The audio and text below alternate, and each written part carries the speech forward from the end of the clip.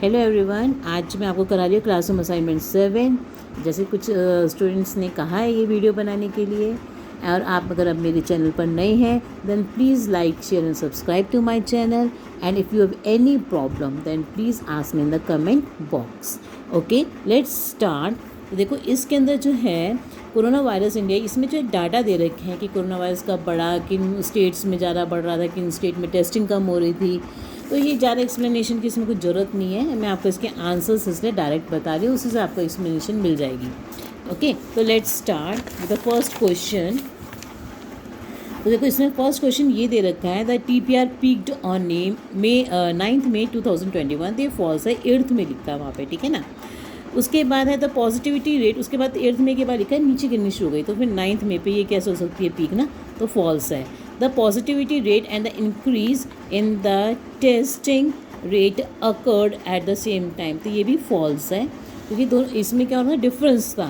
Positivity rate तो बढ़ रही थी, मगर जो टेस्टिंग रेट लिखी है वो क्या हो रही थी, गिर रही थी। उसके बाद है on May 15, 2021 the number of test conducted stood a little under 18 lakh, तो उन्होंने लिखा है अप्रॉक्स 18 लाख के जो है टेस्ट हो रहे थे, तो इसलिए ये ट्रू है।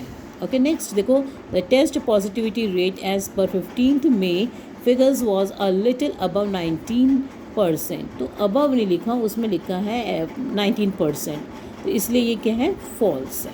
नेक्स्ट देखो, which picture according to the opening line is not uniform, तो वो कह रहा है कि कहते हैं कि यू नॉट यूनिफॉर्म, तो नॉट यूनिफॉर्म इसमें ये है कि the time at which different states are experiencing, कि जब अलग अलग स्टेट्स क्या कर रहे थे, एक्सपीरियंस कर रहे थे peaks of the positive cases, तो सबके जो मतलब स्टेट्स, सब जो स्टेट्स थे वो अलग अलग उनके ऊपर उनकी उसमें जो है पीक आ रहा था कोरोना वायरस का।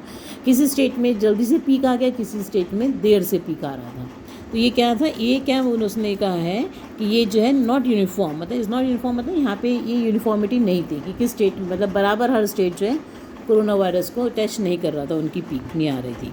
तो इसलिए बी ऑप्शन। आगे देखो, which of the following statements is correct, तो इसमें से कौन सी स्टेटमेंट करेक्ट है, तो वो है हमारी डी वाली option, option D. The rolling average of cases decreased between May 8 and May 15, तो इनके बीच में जो है केसेस क्या हो गए थे, कम होने शुरू हो गए थे, ट्रू है ये।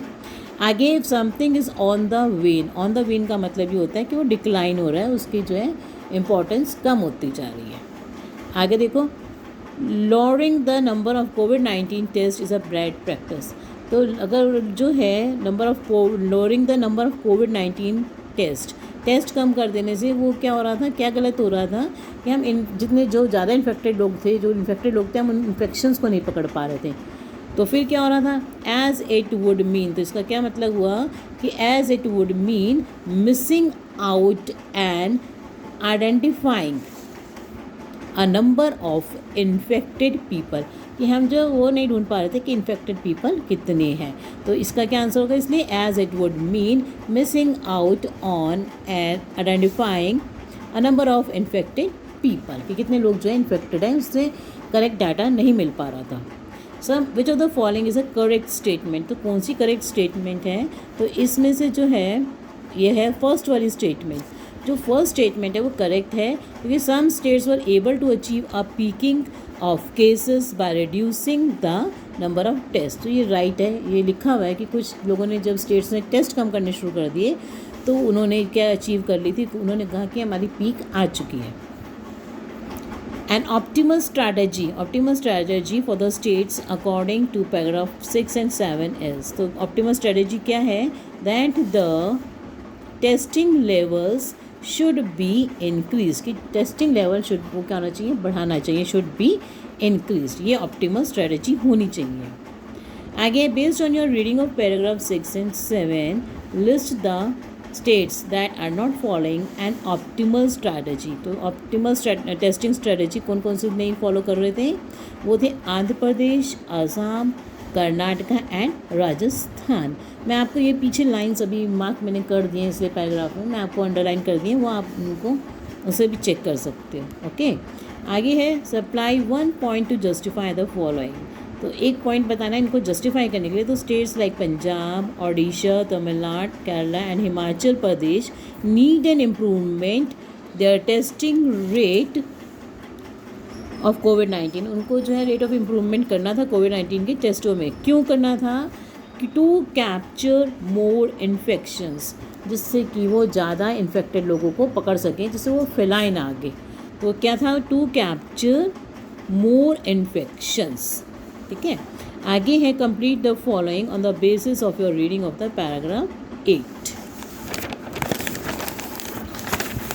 तो देखो इसमें है to find out if the decrease in the number of कोविड-19 इन्फेक्शंस इज़ ऑथेंटिक और नॉट, कि अगर पता लगाना है कि जो डिक्लाइन हो रहा है कोविड-19 के केसेस में वो असली में है या ऐसे ही गलत डाटा है, तो उससे वो कैसे पता चलेगा?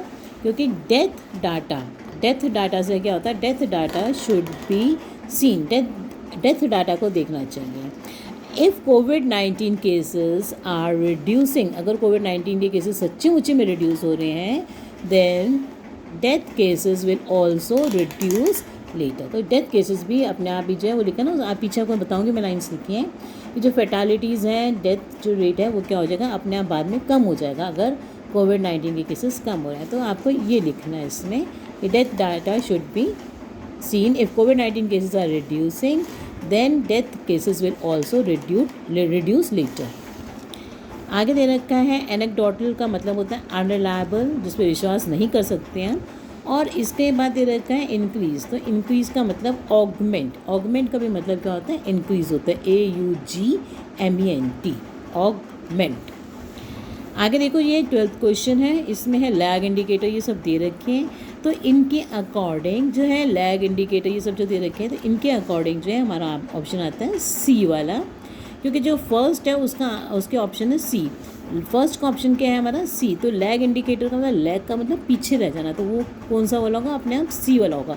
Something that shows what a situation has been like in previous weeks, months etcetera. ठीक है ना। इसी तरह से जो आपका आएगा सेकेंड का आएगा एफ वाला ऑप्शन। तो देखो अपने आप से आपको पता चल रहा है सेकेंड का एफ वाला। तो मैंने बताया ना आर्टिफिशियल पिकिंग, मतलब आर्टिफिशियल पिकिंग का मतलब ये होता है a way of manipulating data को मैनिपुलेट कर देना to indicate that the maximum spread of something has taken place and it is now on a decline. ठीक है, तो इसके अकॉर्डिंग ये चेक करोगे तो आपके सी वाला ऑप्शन आएगा। ठीक है, आगे दे रखा है choose the option that correctly matches the following trends in data changes. अब देखो मैं आपको ये सिखा देती हूँ एक बारी में ना, क्योंकि एग्ज़ाम्स में अब ये 9th 10th में भी आता है कि एक जैसे ग्राफ दे दिया तो आपको ये वैसे भी आना चाहिए। देखो जिसमें लिखा है ट्रेंड ए, इसमें अ कंसिस्टेंट ड्रिप, कंसिस्टेंट का मतलब एक कंसिस्टेंट पर चलती जा रही है कोई टिप। ठीक है, अ सडन बम्प का मतलब होता है एकदम उछाल। स्टेबल का मतलब बिल्कुल रुका हुआ है, और अ स्लाइड ड्रॉप का मतलब धीरे धीरे गिरना। तो देखो इसमें से आपको जो है ये देखो ये जो ऐसे लाइन जा रही है ये ऐसे गई नीचे और फिर ये तो ऊपर चली गई, तो इसका मतलब हुआ कि ये क्या हुआ हमारा अ सडन बम्प, एकदम उछाल हो गया, ऊपर चला गया लेवल। ठीक है ना। तो इससे जो ट्रेंड भी है वो इस लाइन के साथ जाएगा, ये जो ऐसे करके ऐसे जा रही है। ठीक है, अब इसी तरह से जो कंसिस्टेंट डिप होती है उसका ना कंसिस्टेंट ना आराम चलती जा रही है। बस ये देखो ये लाइन देखो इस लाइन को, तो ये कांस्टेंट है बिल्कुल, है ना, कंसिस्टेंट डिप है। तो ये नीचे नीचे जो है आराम से एक कंसिस्टेंटली क्या हो रही है, देखो डिप होती जा रही है, नीचे नीचे नीचे आती जा रही है ना, नीचे नीचे आ रही है, डिप हो रही है, नीचे डिप का ना नीचे गिर रही है कंसिस्टेंट।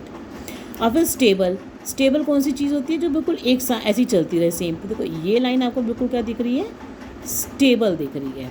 ठीक है ना। इसी तरह ट्रेंड डी देखोगे तो अ स्लाइट ड्रॉप, तो स्लाइड ड्रॉप का ना थोड़ा सा गिरना। तो इस लाइन को देखो ये ऐसे ऐसे ऐसे करते करते नीचे आ रही है, स्लाइड ड्रॉप यहाँ आ गई है ना, तो बहुत हल्का सा ड्रॉप हुआ। तो जब इन लाइंस को आपको मैंने अब समझा दिया तो कैसे देखते हैं ग्राफ, तो इसके अकॉर्डिंग आप जो है करोगे ऑप्शन नंबर डी वाला। ठीक है ना, डी वाला को देखना। तो ये आप अपने आप से भी हमेशा समझने की कोशिश करना, क्योंकि एग्ज़ाम्स में कोई भी पैटर्न आ सकता है। ओके, इसे thank you for watching my video.